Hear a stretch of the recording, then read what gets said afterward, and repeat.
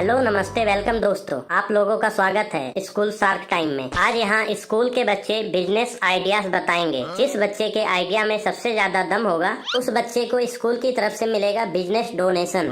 आप सब तैयार हो जाएं स्टार्टअप आइडियाज सुनने के लिए। तो यहाँ हमारे पहले शार्क हैं प्रिंसिपल सर, दूसरे नंबर पर हैं हमारे मैथ वाले सनकी सर, तीसरे नंबर पर हैं इंग्लिश वाली मैडम, चौथे नंबर पर हैं हिंदी वाले गुरुजी, पांचवें नंबर पे हैं हमारे सबके प्यारे शास्त्री सर। चलो देखते हैं हमारे स्कूल के बच्चे कौन कौन सा बिजनेस आइडिया लेके आते हैं। इससे ये भी पता चल जाएगा कि बच्चों में कितना बिजनेस माइंड है। पहला कंटेस्टेंट हाजिर हो।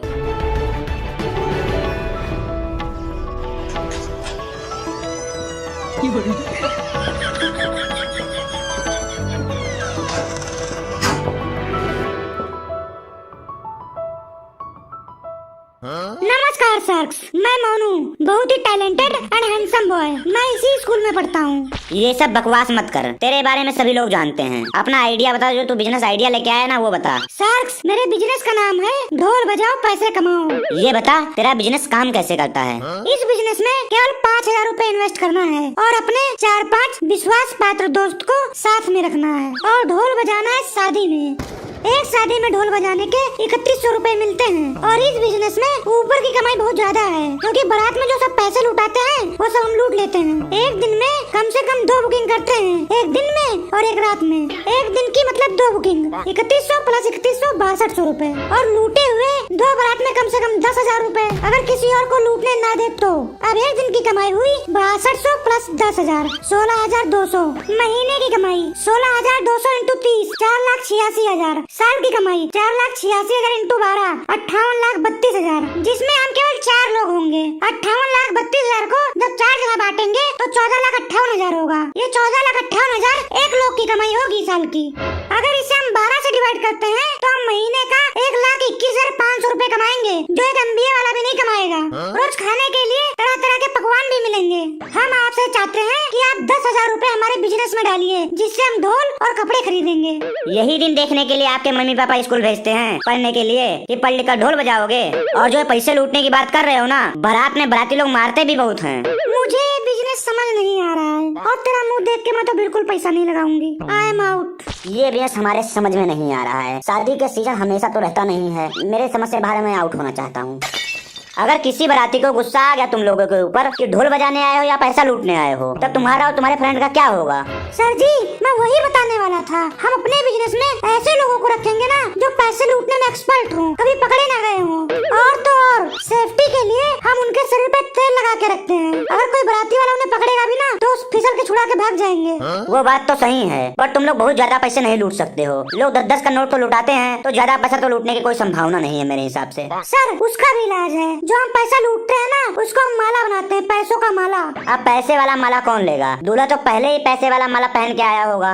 सर, हमारे भी टारगेट कस्टमर होते हैं। माला ना दूल्हे के लिए होगा, ना दुल्हन के लिए, ना ही बारातियों के लिए। हम माला उसके लिए बनाएंगे जो दूल्हे के आगे छोटा सा बच्चा बैठा होता है, क्योंकि ज्यादा पैसे तो हम लूट नहीं पाएंगे। उसका छोटा माला बनेगा और माला तैयार होते ही वो छोटे से बच्चे को पहना देना है और दूल्हे से 2100 रूपए मांगना है। बच्चा माला पाकर खुश हो जाएगा और वापस भी नहीं करेगा। दूल्हे को 2100 रूपए देना ही पड़ेगा। सर, आप डोनेशन दे दीजिए बस इस बिजनेस को करने के लिए। आपकी महान कृपा होगी। मुझे ये गरीबों वाला बिजनेस पसंद नहीं आया। मैं आउट हूँ, इससे बिल्कुल आउट हूँ। मेरे स्कूल के बच्चे पढ़ लिख कर ढोल बजाएंगे, इससे मेरे स्कूल की बेइज्जती होगी। मैं भी आउट हूँ मैं। शास्त्री सर, अब आप ही कुछ कीजिए। इस ढोल बजाने वाले बिजनेस को हमें करना है।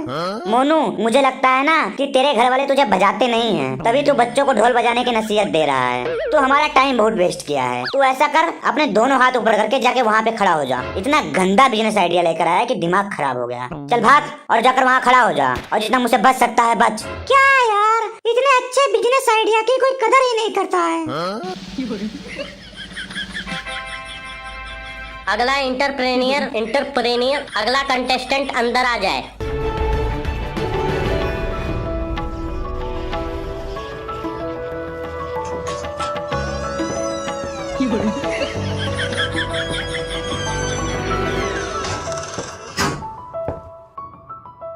Hello, sir. I am big entrepreneur in this school. We have near ever. I like to say that the identity of the thirsty करो. बकवास मत कर, अपना बिजनेस आइडिया बता। देखते हैं तू कितना क्रिएटिव सोचता है। मोनू तो यहाँ खड़ा है, वो भी अपने दोनों हाथ ऊपर करके। क्या नहीं सुना पाया? यहाँ पे क्वेश्चन आंसर सुनाने आया था कि तू बिजनेस आइडिया सुनाने आया था, जो हाथ ऊपर करके खड़ा है। तू भी थोड़ी देर बाद वहीं पे नजर आएगा, टेंशन मत ले। मेरे पास कई सारे बिजनेस आइडिया हैं, एक से बढ़कर एक आइडिया है। आप लोगों को जो अच्छा लगेगा पैसे दे देना आप लोग। मैं पहले से आउट हूँ, मुझे इसका मुंह नहीं पसंद आया, और मुझे जिसका मुंह नहीं पसंद आता है मैं उसके साथ बिजनेस नहीं करती हूँ। मैम पहले मेरा बिजनेस आइडिया तो सुनो। तेरा मुंह देख के ही लगता है कि तेरा बिजनेस तेरे मुंह से भी ज्यादा गंदा होगा, इसीलिए मैं आज आउट हूँ। बाकी सब टीचर्स हैं, शायद कोई तुम्हें दे दे पैसा।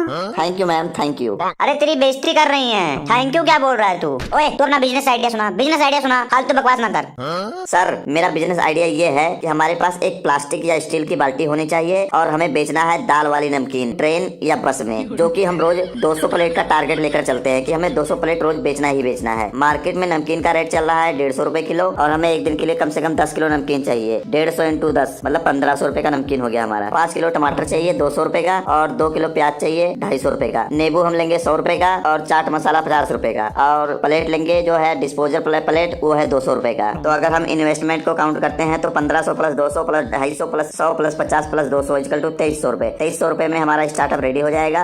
अब हम एक प्लेट को 30 रुपए में बेचेंगे। हम दिन का टारगेट लेके चलते हैं 200 प्लेट, 200 इंटू 30 इक्वल टू 6000। अब हम 6000 रुपए में से 2300 रुपए घटा देंगे जो हमारा इन्वेस्टमेंट है, तो हमारे एक दिन की कमाई हुई 3700 रुपए, और हम महीने में कमाएंगे 3700 इंटू 30 1,11,000, और साल में कमाएंगे 1,11,000 इंटू 12 13,32,000 रुपए। कुछ छुट्टियां हम ले लेते हैं, बीमार वगैरह हो जाते हैं, तो भी हम नेट टारगेट 13 लाख रुपए लेके चलते हैं। 13 लाख रुपए हम एक साल में कमाएंगे। इतना तो हम इंजीनियर बन के भी नहीं कमा सकते हैं। आप लोग बात मानिए, ये बिजनेस कलयुग का एक ऐसा ब्रह्मास्त्र है जिसे फेंकने पर दूर से दूर रिश्ते आने लग जाएंगे। मतलब तेरे घर वाले इसीलिए पढ़ा रहे हैं कि तू पढ़ लिख कर ट्रेन में बस में बाल्टी लेकर नमकीन बेचेगा? सर शायद आपने ये नहीं सुना है, कोई भी धंधा छोटा नहीं होता और धंधे से बड़ा कोई धर्म नहीं होता। ओए ज्यादा डायलॉग मत मार तू। कितने दिन चलाएगा ये बिजनेस? कब तक चलाएंगे लोग नमकीन? हमें लगता है कि धंधा करो तो बड़ा करो, वरना मत करो, इसीलिए हम आउट होना चाहते हैं। सर मैं भी इसी धंधे से धंधा बड़ा करूंगा। इस बिजनेस को लेकर मेरे आगे के प्लान भी हैं। एक अपने दोस्त के साथ पार्टनरशिप करूंगा। उसको मैं एक बाल्टी में खीरा छील कर बेचने के लिए बोलूंगा, जो कि मेरे से एक बोगी पीछे रहेगा। नमकीन थोड़ी तीखी कर दूंगा, जिसकी वजह से नमकीन खाने वाले को तीखा लगेगा। फिर मेरा दोस्त जो खीरा वाला है वो आ जाएगा, और तुरंत यहाँ पे खीरे की डिमांड काफी ज्यादा बढ़ जाएगी, जिसकी वजह से लोग खीरा खरीदेंगे।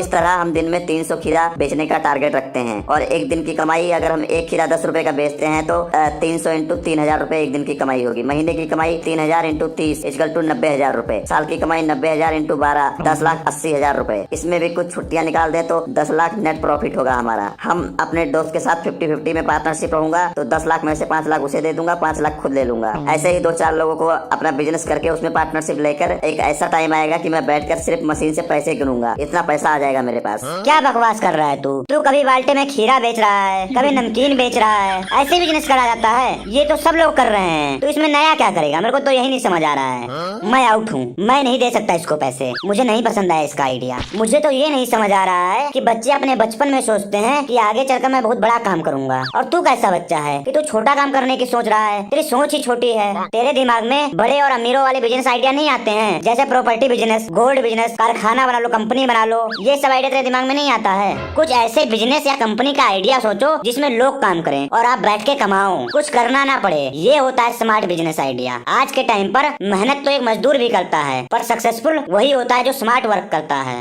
सर मेरे पास भी एक स्मार्ट बिजनेस आइडिया है, बोलो तो सुनाऊं। उसमें आपको कुछ नहीं करना है, सिर्फ आपको बैठे रहना है, लोग काम करेंगे। गुड गुड, यही सोच होनी चाहिए। बताओ बिजनेस आइडिया क्या है? सर आइडिया ये है कि एक शौचालय खोलना है किसी भीड़ वाले इलाके में। क्या शौचालय मतलब लैट्रिन? जी सर, इस बिजनेस में ना गवर्नमेंट भी आपको पैसे देगी लैट्रिन बनाने का। सरकार की योजना है ना, जहाँ सोच वहाँ शौचालय, इसके अंतर्गत हमें पैसे भी सरकार से मिल सकते हैं। सर हमें इस बिजनेस में जो अपना प्राइस रखना है, 1 नंबर करने का 5 रुपए और 2 नंबर करने का 10 रुपए लेना है लोगों से। इस बिजनेस में तेरे को कोई प्रॉब्लम नहीं लग रहा है? नहीं सर, प्रॉब्लम की मत सोचो। प्रॉब्लम तो सब बिजनेस में थोड़ा बहुत होगा, इसमें भी थोड़ा बहुत प्रॉब्लम है, जैसे कि 1 नंबर बोलकर 2 नंबर करने लग जाएंगे। इस प्रॉब्लम को देखते हुए हम टेक्नोलॉजी का इम्प्लीमेंट करेंगे बिजनेस में। हम एक अलार्म लगाएंगे और एक टाइमर लगाएंगे टेक्नोलॉजी का यूज करते हुए। 1 नंबर करने के लिए हम 3 मिनट का अलार्म लगाएंगे और 3 मिनट बाद ऑटोमेटिक दरवाजा खुल जाएगा और पानी आना बंद हो जाएगा। और 2 नंबर करने के लिए कोई जाता है तो 10 मिनट के बाद ऑटोमेटिक दरवाजा खुल जाएगा और पानी बंद हो जाएगा। क्या बकवास आइडिया है। अगर 10 मिनट में 2 नंबर कंप्लीट नहीं हुआ तो गेट अपने आप ही खुल जाएगा, पानी आना बंद हो जाएगा, तो फिर वो आदमी बाहर कैसे आएगा? उसके लिए हमने सर टॉप अप प्लान बनाया है टेक्नोलॉजी का यूज करते हुए। वो अपने मोबाइल से ही हमारे QR कोड पर 10 रुपए का फिर से टॉप अप रिचार्ज करेगा, तुरंत उसका गेट बंद हो जाएगा और पानी भी आने लग जाएगा। जितना देर तक चाहे वो बैठा रह सकता है बाथरूम में। 10-10 रुपए का टॉप अप करते रहना है, उसका टाइम बढ़ जाएगा सर। इस बिजनेस में रिपीटेड कस्टमर 95% के ऊपर हैं, जो लोग रोज आते हैं, और कुछ 5% लोग हैं जो रोक कर रखते हैं, वो लोग 2-3 दिन के बाद आते हैं। क्या बकवास कर रहा है तू? ऐसा कर, जाके मोनू के पास तू भी खड़ा हो जा, वो भी दोनों हाथ ऊपर करके। जब और जितना मुझसे बच सकता है बच। हमें तो शर्म आ रहा है कि जिन बच्चों को हमने पढ़ाया है उनकी सोच इतनी नीचे गिर सकती है। हे भगवान, इनको थोड़ी सी बुद्धि दो। चलिए सर, लंच करके आते हैं। बाकी बच्चों के बिजनेस आइडिया लंच के बाद सुनेंगे। चलो चलो चलते हैं। चल सरोखन, हम लोग भी चलते हैं। ओए ओए, तुम दोनों कहीं नहीं जाओगे, चुपचाप शांति से यहीं खड़े रहो और जितना मुझसे बच सकते हो बचो। हाथ ऊपर करो और खड़े रहो।